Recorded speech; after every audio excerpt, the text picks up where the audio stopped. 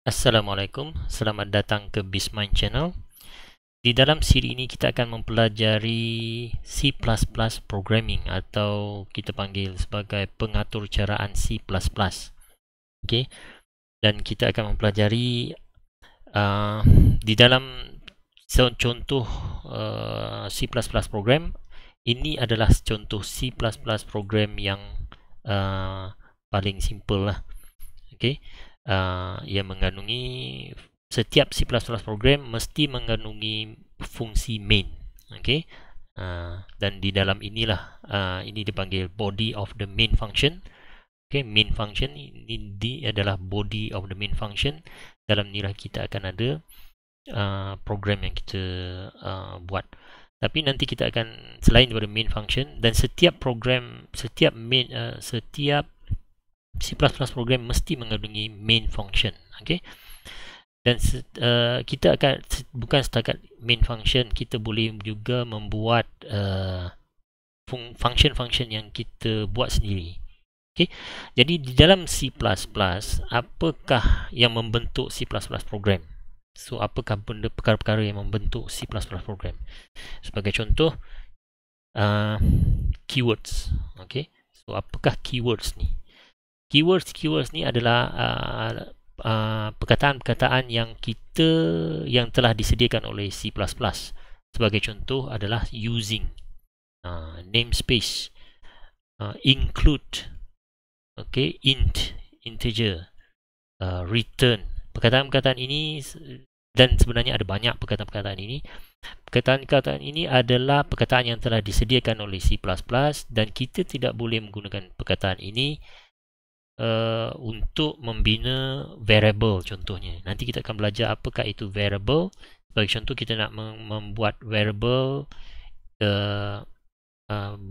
menggunakan type integer. Kita nak mengatakan, kita nak membuat variable contoh using.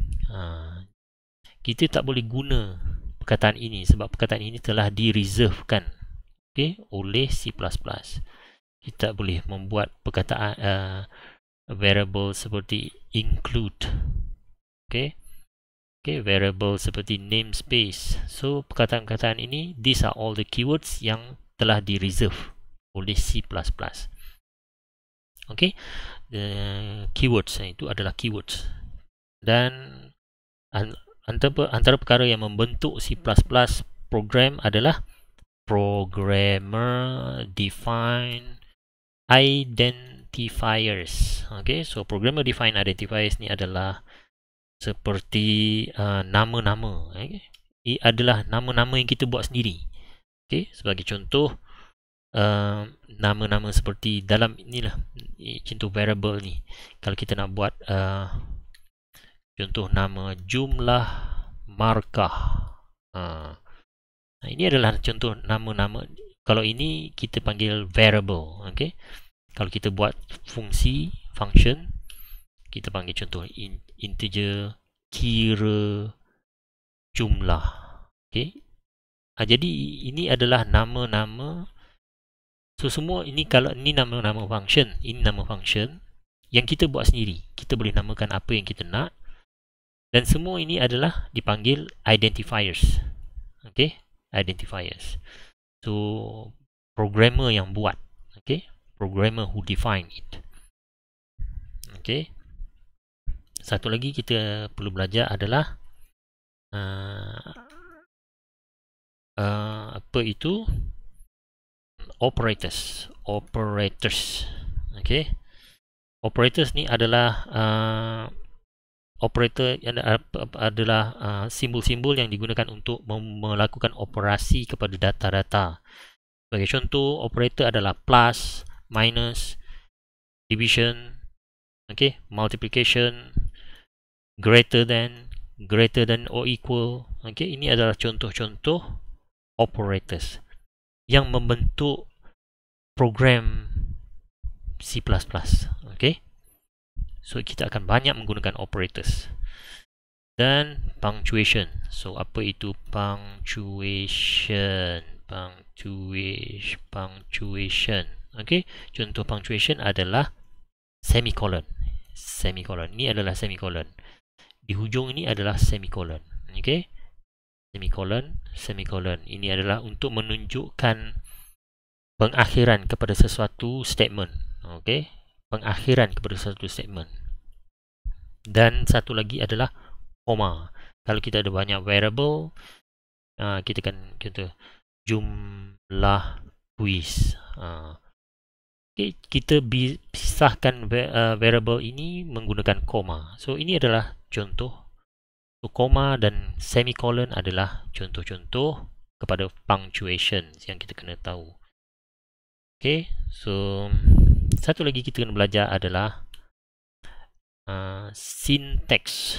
Syntax ni adalah dipanggil macam rules, undang-undang ataupun grammar. Okay,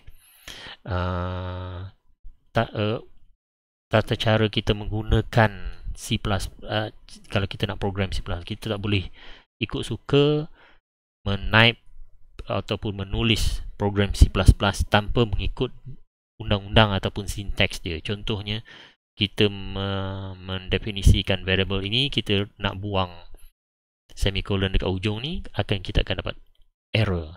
Okay, error, kesalahan kat sini. Ataupun kita buang koma ini, so ini akan menghasilkan error. Okay.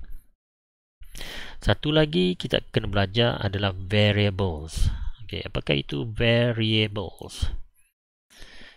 Variable adalah contoh macam ini. Inilah contoh-contoh variable. Okay. Ini adalah untuk menyimpan data.